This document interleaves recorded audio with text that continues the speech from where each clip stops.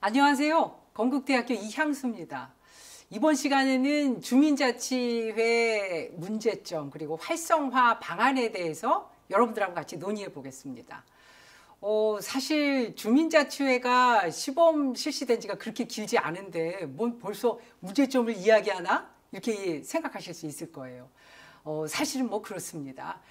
주민자치회가 여러분들도 잘 아시겠지만 2013년도에 시범 실시 시작이 되었죠. 그래서 뭐 그렇게 역사가 길지는 않습니다. 그 이전에는 우리가 주민자치위원회로 운영을 했었죠. 근데 2013년도에 이 주민자치회를 시범 실시하고 나서 지금 뭐 한 이제 7년 정도 시간이 흘렀죠. 그래서 제가 이번 시간에 드리고 싶은 말씀은 한 7년 정도 시범 실시를 하면서 그동안 좀 이렇게 지적되었던 그런 문제점, 뭐 그런 것들을 여러분들하고 같이 공유를 해보려고 합니다. 그래서 향후에 이렇게 시범 실시를 해보니까 이런 문제가 있었고, 그래서 이제 우리가 우리 지역에서 주민자치회를 운영할 땐 그런 것들을 극복해서 어떻게 하면 조금 개선된 방향으로 가져갈까? 이런 것들을 여러분들하고 같이 논의를 해보려고 합니다. 주민자치위원회를 조금 이제 개선을 해서 우리가 주민자치회로 이렇게 변경을 해서 시범적으로 실시를 해봤는데요. 이 주민자치회의 어떤 가장 큰 문제점으로 많은 사람들이 지적하고 있는 게 바로 아직도 주민자치에 대해서 일반 주민들의 어떤 공감 능력, 참여 이런 것들이 적다라고 하는 것이 일반적인 어떤 평가입니다. 사실은 주민자치위원회 때도 그랬고요. 주민자치회도 마찬가지입니다. 어떤 위원들 이렇게 공모를 하거나 뭐 이렇게 공개적으로 저희가 모집을 하잖아요. 근데 사실은 일부 지역의 경우에는 뭐 아주 굉장히 활발하고 적극적으로 응모도 하시고 뭐 또 공개적으로 뭐 경쟁도 하시고 하는데 여전히 많은 지역에서 어떤 주민자치위원회 어떤 공모나 이런 데 있어서 별로 관심도 없고 그리고 이렇게 어떤 응모하시는 분도 별로 그렇게 많지 않다라고 하는 거죠. 그래서 사실은 이제 기존의 어떤 주민자치위원회 위원들을 일부 이렇게 교체만 한다든지 뭐 이렇게 승계를 한다든지 이런 식의 주민자치회의 어떤 운영, 위원 선정 이런 문제점들도 역시 마찬가지로 지적이 됐습니다. 주민자치회가 주민자치위원회하고 좀 다른 점이라고 하면 사실 주민자치위원회보다 훨씬 더 적극적으로 어떤 협의 업무를 한다든지 수탁 업무를 한다든지 그리고 실질적인 자치 업무를 할 수가 있는데요. 주민자치회가 이렇게 굉장히 아주 주도적으로 어떤 역할을 할 수 있을 거라고 생각했는데도 불구하고 한 7년 정도 시범적으로 운영을 해봤는데 결과적으로 지금 놓고 보면 과연 그런가? 정말 주민자치가 주도적으로 나서서 그 지역의 문제를 해결하고 정말 역동적으로 역할을 했나? 라고 하는 측면에서 보면 굉장히 회의적입니다. 물론 뭐 여러 가지 이유가 있습니다. 사실은 뭐 예산도 좀 부족하고 그리고 뭐 인적 자원도 좀 부족하고 이런 문제가 있었죠. 근데 이제 어쨌든 그럼에도 불구하고 예전에 주민자치위원회 때의 어떤 그런 모습들을 여전히 갖고 있더라라고 하는 그런 문제를 노정하고 있는 거죠. 자, 그다음에요. 또 어떤 문제가 있냐면요. 사실 이제 우리 지역에는 뭐 주민자치회하고 공공기관만 있는 게 아닙니다. 뭐 잘 아시다시피 우리 지역에는 뭐 소위 말해서 자생조직이라고 하는 데도 있고 뭐 시민단체도 있고 여러 이 단체들이 있죠. 그리고 우리가 사실 협업해야 될 그리고 이야기를 들어야 될 그런 기관이나 그런 기구도 굉장히 많습니다.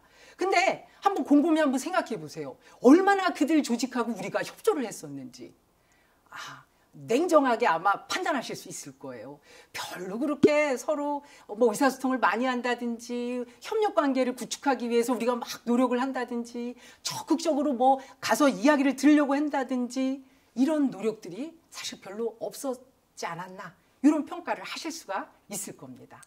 그래서 전반적으로 보면 주민자치회의 어떤 그러한 그 역할이 굉장히 소극적이었다라고 하는 그런 평가, 그 다음에 어떤 독립성에 대한 어떤 그런 한계점, 그리고 그 이 일반 그런 그 이 우리 지역 내에 다른 구성원들과의 어떤 협력 관계에 있어서 굉장히 소극적이지 않았나, 이런 평가를 할 수가 있습니다. 자, 그러면요, 이제는 우리가 뭐 한 7년 동안 해보니까 이런 문제가 노정되었는데, 그렇다고 해도 그냥 우리가 그냥 좌절해서는 안 되죠. 자, 그럼 어떻게 하면 주민자치회를 좀 활성화하겠느냐. 아까 제가 지금 좀 전에 말씀드렸던 그런 문제점, 이걸 좀 한번 바꿔보자고요. 물론 이제 제가 말씀드릴 때, 저 부분은 우리 지역에 좀 맞는 얘기야. 저 부분은 얘기를 해도 개선이 안 될 것 같은데, 그런 얘기가 또 이렇게 마음이 조금 들으실 수도 있겠어요. 근데 이제 그 지역마다 좀 사정이 다르니까 여러분들이 저건 받아들일 수 있는 것, 혹은 저건 조금 참조를 하는데 받아들이기 어려운 것, 뭐 이런 것들을 한번 평가를 해 보시기 바랍니다. 주민자치회가 정말 활성화되기 위해서는 사실은 그 주민들을 우리가 대표하고 있다는 대표성, 그 다음에 전문성, 뭐 이런 것들 굉장히 중요합니다. 근데 제가 이제 전문성이나 대표성 이런 거 말씀드리면 사실 이제 아마 여러분들 입장에서는 굉장히 좀 부담스러우실 거예요. 좀 부담스럽지 않으세요? 아니 뭐 내가 정말 대표성을 지녔나? 그러면 내가 진짜 전문성을 가지고 있나? 이런 그 부담스러움이 좀 있으실 거예요. 근데 그거 내려놓으셔도 됩니다. 우리 말 중에 왜 내 병은 내가 제일 잘한다라고 그랬죠. 우리 마을에 혹은 우리 동네, 우리 지역에, 우리 아파트 1, 2라인의 문제는 사실 내가 제일 잘 알고 있습니다. 그래서 여기서 말하는 전문성이나 어떤 대표성이라고 하는 것은 우리 지역에 대한 어떤 문제에 대한 그러한 것들을 얼마나 그 정보를 많이 가지고 있는지, 그리고 더 중요한 건 관심입니다. 관심이죠. 그 문제를 갖다가 같이 고민하고 해결하기 위한 어떤 열정, 관심, 이런 것들입니다.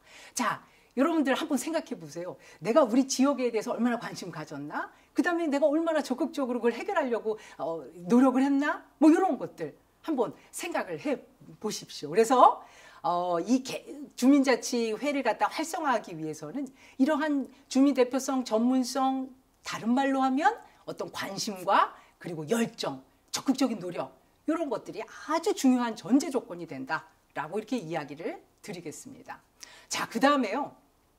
아까 또 제가 이제 말씀드린 문제점 중에 하나가 이 지역의 다양한 구성원들과의 어떤 그 상호 관계나 협력 관계가 좀 부족하다라는 말씀 드렸잖아요. 그래서 이거 굉장히 중요합니다. 자, 생각해 보세요. 우리 지역에 여러 가지 발생하는 문제를요, 어떻게 주민자치회에서 다 해결을 할 수 있겠어요? 이건 사실 불가능합니다. 누군가 같이 이것들을 갖다가 머리 맞대고 고민할 그런 이 여러 구성원들의 어떤 협조와 지혜가 필요하죠. 근데 다행스럽게도 우리 지역에는 그런 다양한 구성원들이 있어요. 뭐 예를 들면 이런 것들이죠. 뭐 분유회도 있고 방범대도 있고, 그 다음에 뭐 여러 뭐 시민단체도 있고, 조금 더 뭐 경제적으로 여유가 있는 기관도 있고요. 이런 기관들하고 협력을 하셔야 돼요. 우리가 다 해결할 수 없습니다. 주민자치회가 그걸 다 해결할 수 없어요. 물론 지방자치단체도 해당되죠. 그래서 이런 협력적 거버넌스를 어떻게 구축을 하고 어떻게 그들하고 협력할지, 이런 것들을 고민하셔야 됩니다. 자, 그 다음에요. 또 중요한 게요. 우리 그 주민자치회도 그렇고 예전에 주민자치위원회 때도 보면 일반 주민들이 이 주민자치회에 의제까지도 안 갑니다. 별로 관심이 없으세요. 사실은요. 우리나라 사람들은 뭐 마을 의제 혹은 뭐 지역 의제 여기까지 가기 전에 뭐 별로 관심이 없고요. 제일 관심사라고 하면 하여간에 우리 집 애가 어느 대학에 들어가느냐예요. 그리고 우리 집 애가 대학 졸업하고 어디에 취직하느냐인 거죠. 우리 지역에 무슨 문제가 있는지, 우리 마을에 혹은 우리 아파트 1, 2라인에, 그 다음에 저쪽 백구동에 무슨 문제 있는지 전혀 관심 없어요. 근데 사실은요. 제가 아까도 말씀드렸지만 우리 지역의 문제는요, 우리가 가장 많이 알고 있어요. 그래서 우리가 사실은 그 해결을 하는 데 있어서 어떤 주인의식을 가져야 된다는 거죠. 요거를 주민자치위원들이 조금 끌어내 오시는 그런 역할들을 하셔야 돼요. 그래서 주민들과 소통을 하셔야 됩니다. 지금 관심 없으시잖아요. 이거 자꾸 가서 이야기하셔야 돼요. 그리고 관심을 가질 수 있도록 자꾸 그 주의를 환기시켜줘야 됩니다. 그래서 주민자치회의의 어떤 위원들의 역할이 여러 협력적 거버넌스를 구축하기 위한 가운데에서의 중간다리 역할을 굉장히 적극적으로 해주셔야 된다라고 하는 말씀을 좀 드리겠습니다. 그래서 주민들과의 소통 굉장히 중요하고요. 자, 그 다음에요. 아까 제가 이제 협력적 거버넌스 말씀드렸는데 가장 그 유기적으로 협력 관계를 유지해야 될 곳은 아무래도 행정기관입니다. 즉, 뭐 지방자치단체 혹은 어떤 그 우리 그 주민자치회에서 어떤 여러 가지 사업들을 하고자 할 때 이것을 지원해 줄 수 있는 단체, 즉 지방자치단체하고의 어떤 그 소통이나 협력도 굉장히 중요합니다. 그래서 물론 뭐 그 일을 하시다 보면 사실 갈등 관계도 놓을 때도 있고 대립 관계도 놓을 때가 있습니다. 그건 뭐 당연하죠. 일하다 보면 다 그렇게 되는 거죠. 하지만 그렇다고 하더라도 어떻게 하면 우리가 서로 이해하고 이걸 협력 관계로 이끌어갈까? 이런 것들을 고민하셔야 돼요. 그래서 그 행정기관하고도 소통을 지속적으로 하고 어떻게 하면 협력 관계를 계속적으로 유지할까를 고민하셔야 됩니다. 그 여러 그 뭐 주민자치센터를 통해서 이제 여러 가지 프로그램 같은 것들을 운영하고 계신데요. 사실은 이제 우리가 그동안 주민자치회의에서 이렇게 운영했던 프로그램들을 보면 뭐 여가라든지 아니면 교육 프로그램, 뭐 그다음에 어떤 커뮤니티 그 구성원들 간의 어떤 그런 관계를 좋게 하는 이런 프로그램들 위주로 했었는데요. 프로그램들을 좀 다양화하셨으면 좋겠어요. 그래서 정말 그 지역에 아주 심각하게 우리가 고민하고 있는 문제들 있죠. 이런 문제들을 해결하기 위한 어떤 프로그램도 고민을 한번 해보시기를 제가 권해드리고 싶습니다. 그래서 우리가 뭐 가볍게 만나서 이렇게 뭐 좀 여가를 보낼 수 있는 이런 프로그램들도 아주 중요하지만 어떤 그 이 우리 지역의 여러 가지 심각한 문제들 이런 것들을 해결하기 위한 어떤 교육 프로그램이라든지 아니면 뭐 누구를 불러다 놓고 자문을 받는다든지 아니면 같이 모여서 정말 그 학습하시면서 이걸 해결하기 위해서 여러 가지 것들을 갖다가 우리가 고민할 수가 있거든요. 그래서 너무 가벼운 프로그램들로만 이렇게 채우시지 말고 이런 것들 좀 학습을 할 수 있는 이런 프로그램들도 좀 고민을 해보시라라고 이렇게 권장을 좀 해드리겠습니다. 그 다음에 주민자치회에는 사실은요, 지금 이제 뭐 일부 지역에서는 아주 모범적으로 운영을 하셔서 읍면동사무소하고는 별개로 이렇게 공간도 따로 마련하시고 그 다음에 어떤 인력이라든지 이런 것들도 따로 이렇게 확보를 해 놓으신 그런 주민자치회가 있지만 그렇지 못한 그런 주민자치회도 많은 것 같습니다. 근데 이제 원칙적으로는 사실 공간이라든지 인력이라든지 이런 것들을 좀 별도로 이렇게 설치를 하고 별도로 이렇게 지원을 해주시는 게 맞죠. 근데 이제 뭐 예산이나 이런 것들 때문에 아마도 불가피하게 이제 같이 이렇게 공유를 하시는 경우가 있는데요. 만약에 조금 그 여유가 되신다라고 하면 이런 공간이나 인력 지원에 대해서도 조금 이제 그 별도로 이렇게 설치하는 것을 한번 고민을 좀 해 보십시오. 예. 그 다음에 그 주민총회도 저는 조금 강조를 하고 싶어요.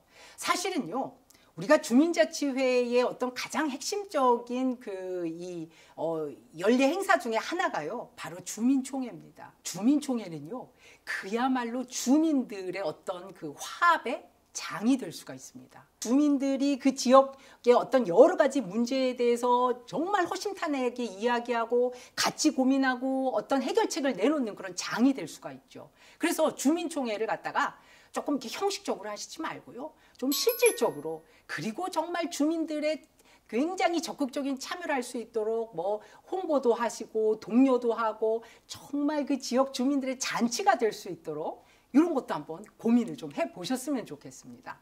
제가 아까 이제 주민들이 별로 그 주민자치나 혹은 주민자치회 뭐 이런 것에 별로 관심이 없다라고 말씀을 드렸잖아요.